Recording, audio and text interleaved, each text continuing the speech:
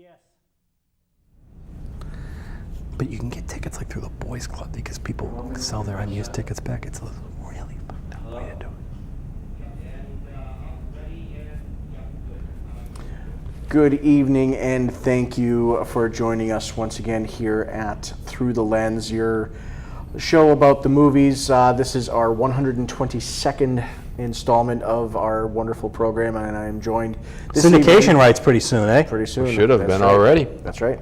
I am joined this evening by Bill the Real McCoy, who has made the trip today, and the always esteemed Mike Higgins. I'm glad joins Bill's me as here well. because we did have Ashton Kutcher to replace him, but he had another gig to replace someone else. Yes, he was a little tied up. Yeah, Yeah, I think he's doing a little bit better. Yeah. So we're going to be talking about some movies that are in theaters. I think Bill and I are going to have a discussion about a preview we saw recently as well. I'm already tired of that, and I heard of you like briefly in the pre-show. And I'm already tired of this because it's going to be a piece of crap movie. Well, he You're said the probably second. right, He said the second but version that's- was one of his all-time favorite movies. Yeah. We'll Okay, get to that in a little bit. I don't know why Matt's that excited about a Smash remake, but whatever. But I know, I'm going to get into that too.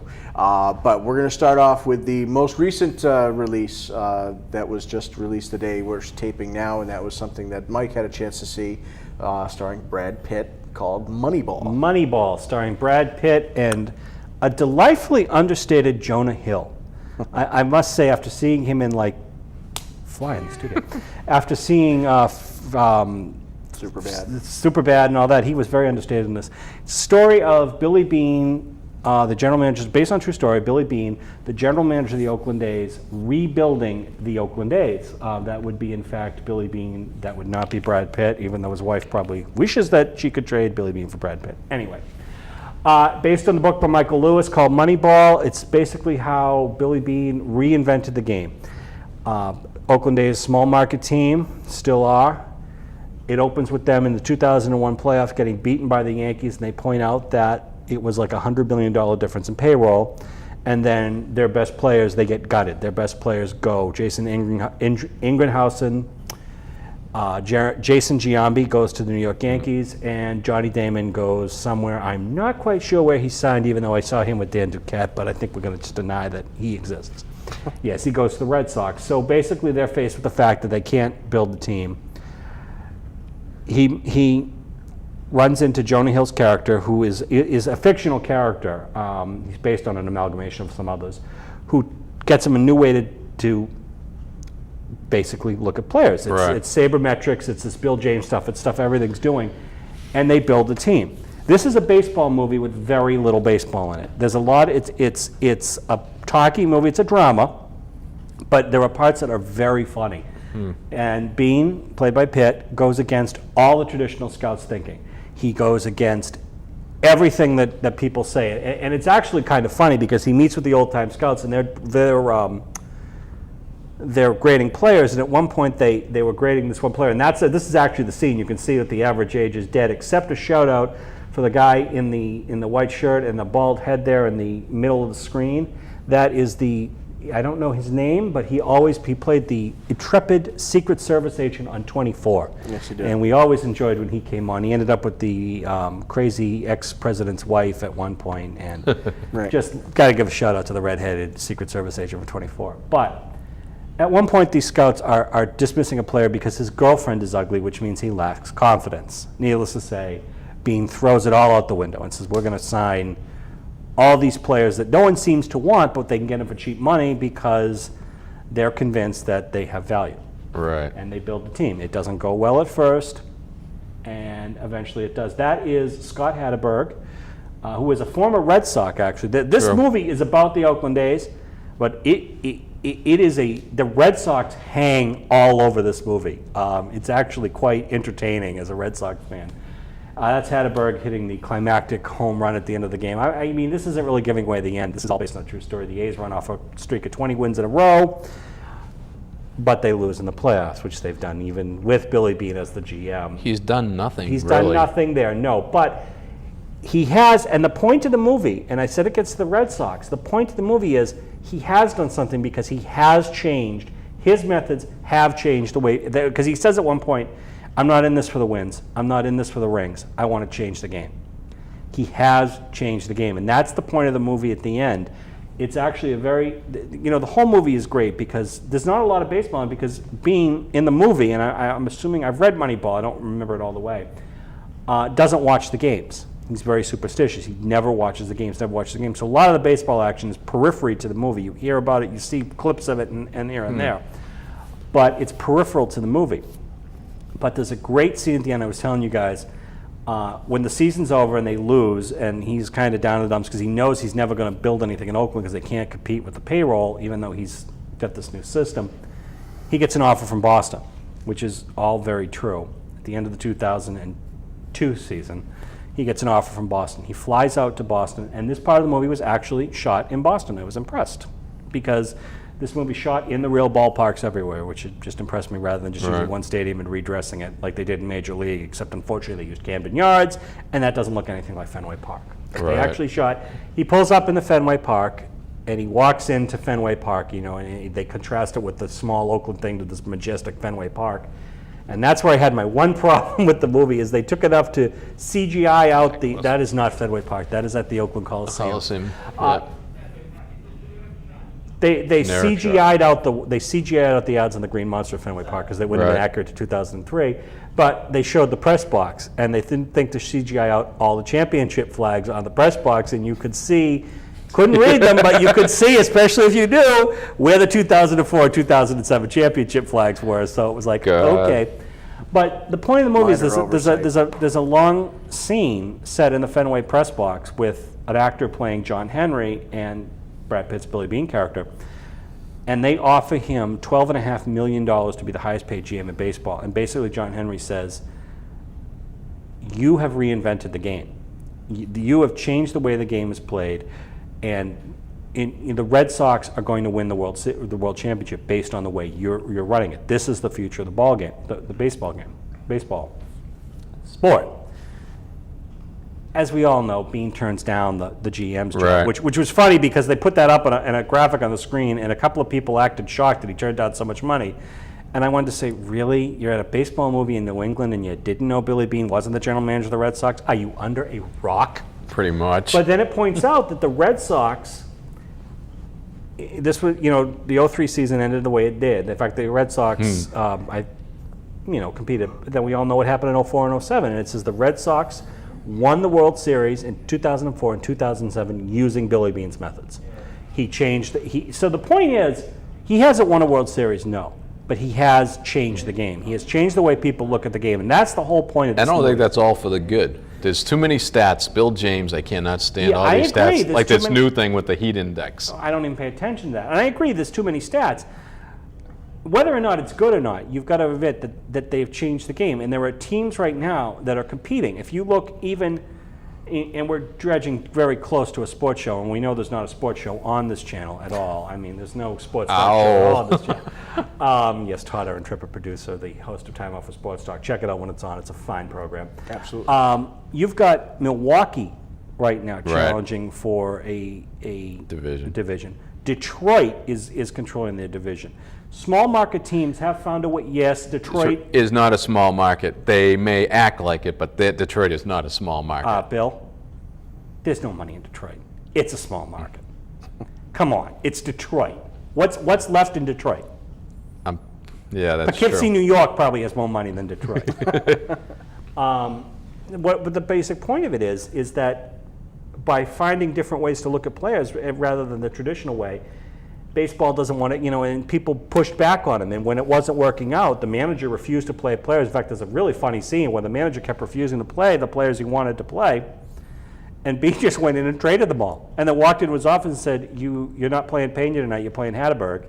And the manager said, I control the lineup card. He said, absolutely you do, but you're not playing Pena tonight. He said, why? He said, because he's in Detroit. So, I mean, but that's Art Howe, that's played by Philip Seymour Hoffman, playing the A's manager, Art Howe, who reluctantly embraces it. And for the whole movie, he doesn't really because he doesn't think it's going to work, because it's this big risk when they first do it, because they're taking a bunch of cast-offs to replace superstars. I enjoyed the movie. I mean, there were parts that were funny, but it wasn't. It was natural to the script. It wasn't trying to be funny. It played it very straight. If you're not a baseball fan, it can get talky and a little I'm not boring, but it can get talky and a little slow. Yeah, it's worked in some cities. It really hasn't worked in Oakland, though. No, it hasn't worked in Oakland, but I think the story of how he was obsessed with this idea and building this team, and it's probably I can't speak today, dramatized quite a bit, but it was really good. And I got to say that Jonah Hill's character as the assistant GM, he didn't play a fool. He was the one that convinced Bean to do it, and he played it very understated. I don't usually enjoy him because he kind of always plays that sweaty, geeky fanboy. Right, and he's still kind of a bit geeky in this. He's, an economics major from Yale, but he's got an idea. He's convinced at the way it's going to go, and he plays it very straight, very, very much loyal to Bean, and the two of them perform a great friendship. And I just enjoyed the movie. I really did. It's 2.5 hours, or 2 hours and 20 minutes long, but it didn't feel that long, and it wasn't a lot of baseball scenes. There's not a lot of sports action in it. This is more of a drama about how someone changes a business. And it was, having read Moneyball, it was hard to think how they're going to turn this into an interesting movie, and I believe that they did. I mean, I enjoyed it. I enjoyed Brad Pitt. I enjoyed his performance here. Once again, very understated. There wasn't a lot of hamming over the top acting. It was just played very human. It was a human drama that happened to be about baseball. I thoroughly enjoyed it. I would recommend it, even as the Red Sox go in the tank as we speak. Not tonight. They were rained. To a small market team. Yeah, to a small market team. But it was an enjoyable look at baseball that and the Red Sox do kind of hang over it. I mean, you see Kevin Youkilis at one point when they call him the Greek god of walks. That whole famous thing came from Moneyball, and that's in, and they want to grab Youkilis, and the Red Sox hold on to him. Thank God. But I enjoyed it. I mean, you don't have to be a fan of the Oakland A's. You don't even have to quite know all the players. It was just very enjoyable, and they used all the real players' names and the uniforms, and it was an enjoyable movie. I really liked it. And this would be something you'd recommend seeing in theaters and not just waiting for it to come out on Netflix or DVD, whatever the case may be. Can't afford Netflix anymore. Well, this is true. It's not even Netflix anymore. It's something else they had to change. Quick Flicks or whatever. I don't know. There's not a lot of huge screen stuff in it, but I think, I'd probably go see it in the theater. It's an enjoyable night out. Okay. But don't bring a date if she's not a baseball fan. I didn't bring my wife, and I said to her, "You're not going to like it." I mean, right. But you have to kind of be a baseball fan into that. It's a bit of a niche movie, but I enjoyed it. Excellent. Yeah. Excellent. All right, so we're going to move on. The next movie, something that I'm going to be reviewing, which is an apocalyptic view of yes, that would be Contagion, starring. Thank you.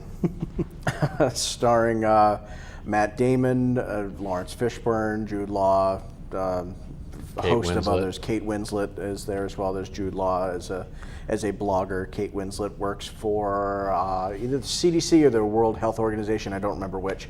But this is obviously about a contagious disease that is rampaging across the planet. They get the very first I like this movie. Of this when it was called Outbreak. Outbreak, yes. Well, we'll get to that in just a moment. I like this story when it was called The Stand. Yeah. They see it starting in a couple of pockets around the world, starting in Minneapolis and Chicago in the States. Gwyneth Paltrow, who turns out to be patient zero, the first patient to have this particular disease, the first one, at least in the U.S., to die from the disease. In real life, was she a method actress in this? She was. She did not perish in real life, much to your chagrin. But she does meet a horrible death in the movie itself. She is actually married to Matt Damon in the movie. Her and her son both die. Matt Damon is not affected. For some reason, he has a natural immunity to this, so he's just too cool. One of the lucky ones, yes, apparently. So this virus starts to spread, and nobody can figure out where it came from, or they think they know where it came from, but they cannot pinpoint its exact origin until the very end of the movie. Do you find that the very last few scenes you figure out what the actual origin is?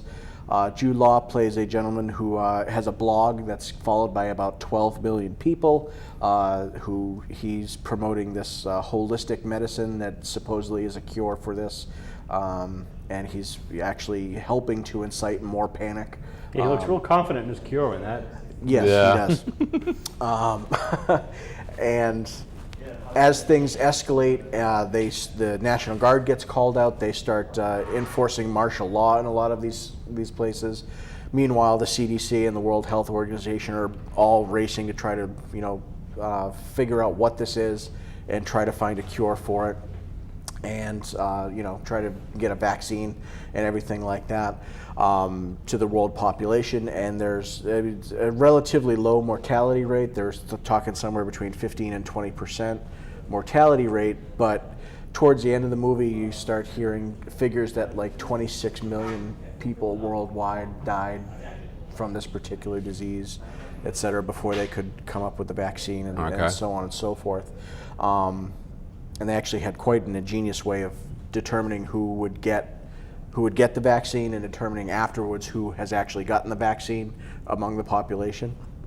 But we can. That'll wipe out half of Hollywood. No, but they almost have like hospital bans that are barcoded. If you want to go somewhere, you have to pass through security, and you get your barcode scanned. And if you haven't been vaccinated or there's something wrong, they turn you away. So if you want to go shopping to the mall, there's a scene where Matt Damon is going to the mall to buy his daughter a dress, and he's walking through this empty mall to one department store that's still open with security all around it.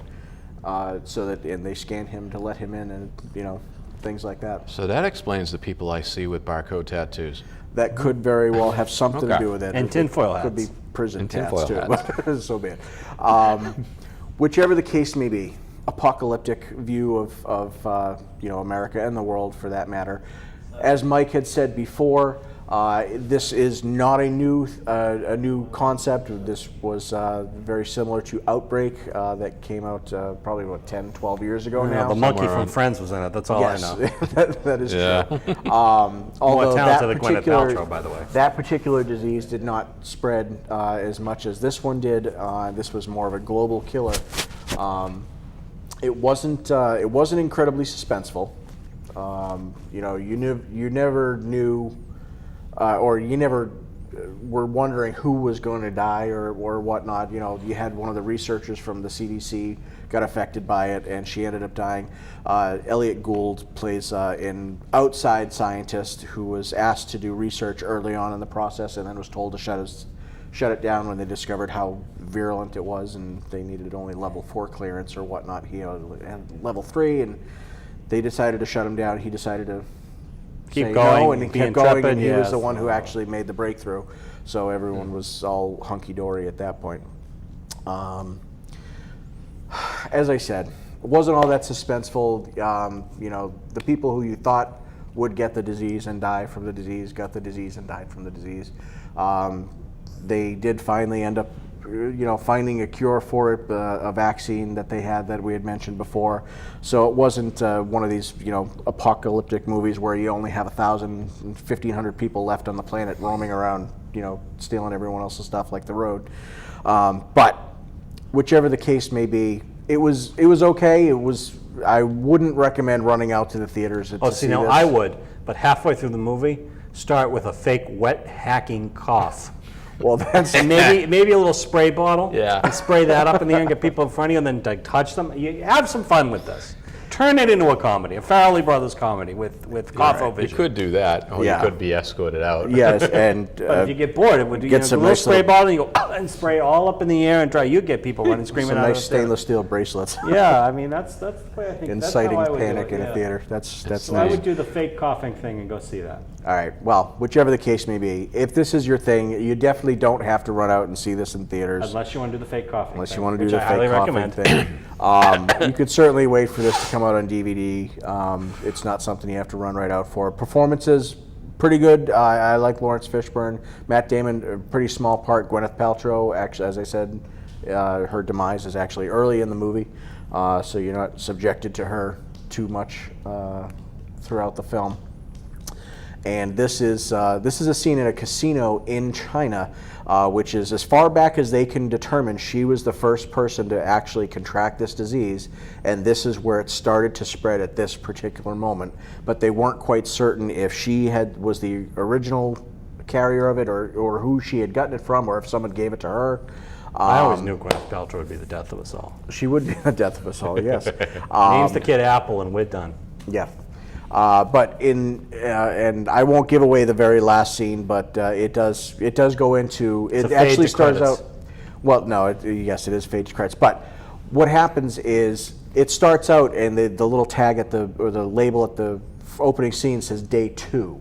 So you never see what happens on day 1 of this epidemic until the very last few scenes of the movie, when they finally go back and show you how it all began.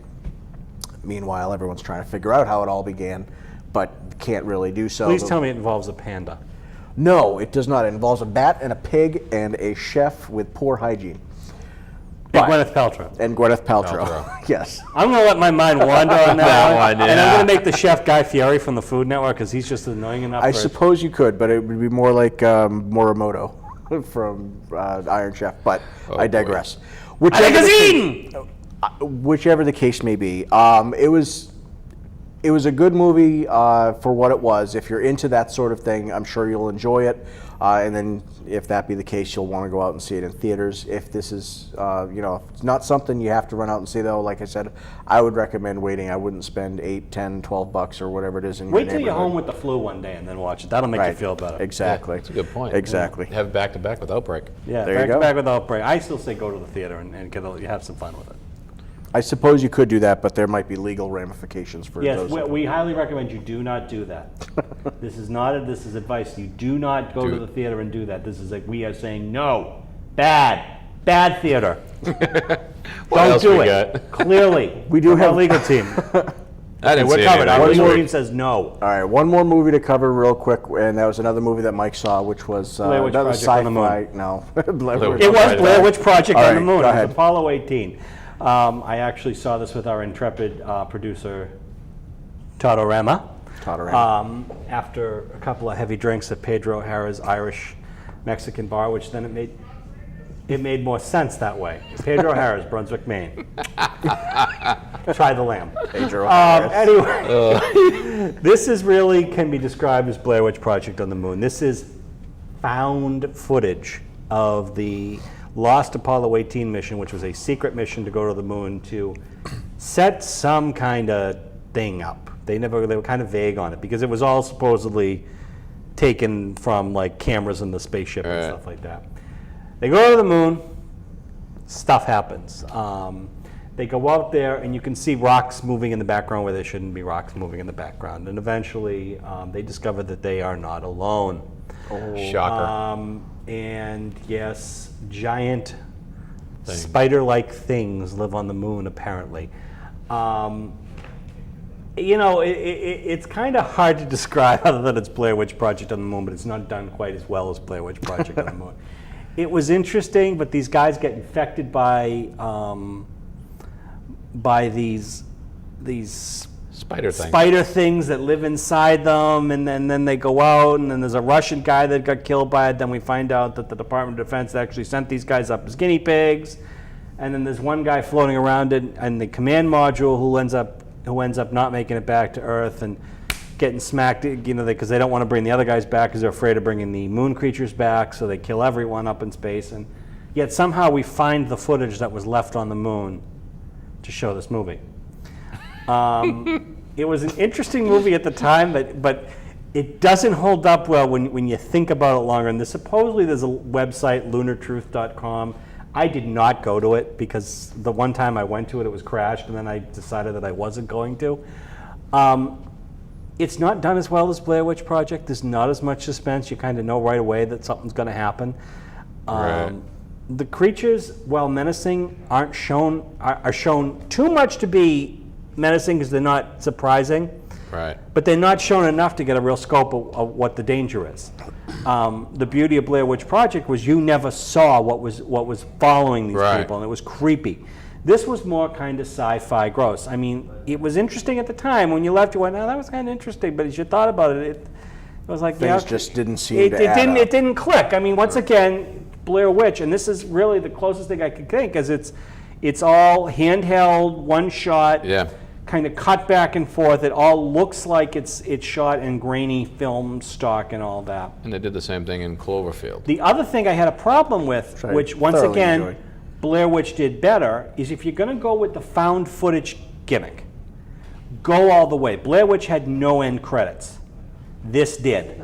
They went through this whole thing of how these guys were all like supposedly missing and this, and then they showed end credits, and yeah, I knew it was fiction. Yeah, I know there's no 18th Apollo mission, there's no spiders on the moon, but it broke the illusion. And you have this slight illusion. I mean, there were parts that were well done, but there was never a suspense. I mean, it was, and maybe because it was hard to tell who the characters were because they were in spacesuits a lot, and I mean, you never really got to know the characters. One guy had spiders crawling in his body, and then he was banging on the thing, and then he was trying to get in with a hammer, and then he told the guy to leave him there. Then they left him there, and they were going to dock in a Russian ship that miraculously worked, and then they crashed, and no one brought. It was kind of a mess. It really was. I mean, I think a 14-year-old. It was hard. It doesn't appeal to the younger crowd because it's not really a slasher movie. Right. And once again, my initial reaction was a little more intelligently done. But as I thought about it more, it wasn't intelligently done enough. It was like they wanted to be this, they wanted to be this. They thought they'd go with the found footage gimmick. They would have been better off just making it a full-scale fiction story and having this big scale story. They tried to be little, but it just never worked. It didn't work. It could have worked, and it didn't. Basically, pass on it. Yeah, I would. Unless you're a real diehard and get the you're DVD. A diehard. I mean, it was a DVD that could be interesting, but it wasn't done as well as Blair Witch Project was done. They didn't go full hog with this found footage stuff. That's the thing. Any of those type of movies are always going to be compared to Blair Witch. Which was really well done. And I thought the first Paranormal Activity was a good one. And Cloverfield, I thought, was excellent. Cloverfield, but once again, Cloverfield, I didn't see Paranormal Activity, but Cloverfield was very good. You never saw the whole monster until the kind of the end, and then you saw him. But there was that whole scope of what was going on. Yeah. And you just see glimpses, something. You'd have a searchlight pass over it, you'd see one little section of and you saw the damage, the Statue of Liberty's head rolling down. This was two guys essentially alone on the moon. There was no scope to what was going on, and it was like, it was the tragedy. They wanted to get back to their family, but there was never any scope. Cloverfield's a good example because there was this huge scope of what was going on to these people, and some of the more gruesome deaths were done off camera. I remember the one where the girl had something coming out of her. Right. You saw it in the shadow behind the sheet, so it was still see, don't tell. Show, don't tell, and or tell, don't show, whatever. But yeah, I would say that Apollo 18 probably one of the weaker ones in that genre. No. Pass. All right. Well, and on that note, kind of a sci-fi movie again, just real quickly. Oh, you're going to go into this. That's why I tried to talk I know. I know. But Bill and I happen to see a preview for a movie coming out in a couple of weeks. Guys, which is a remake of a both remake. See the Twilight movie? No.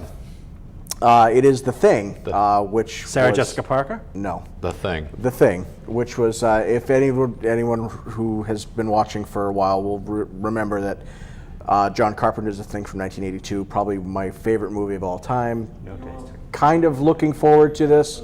Kind of scared because I'm sure it's not going to live up to the expectations. Yeah, you're worried about but it would be interesting to see the story retold in the CGI world that we have today. When it was made in '82, they had puppets and animatronics, and that was pretty much it. Right. And Rick Baker doing some makeup. And then the original was like 1955, 56. 1940s, 50s, something like that.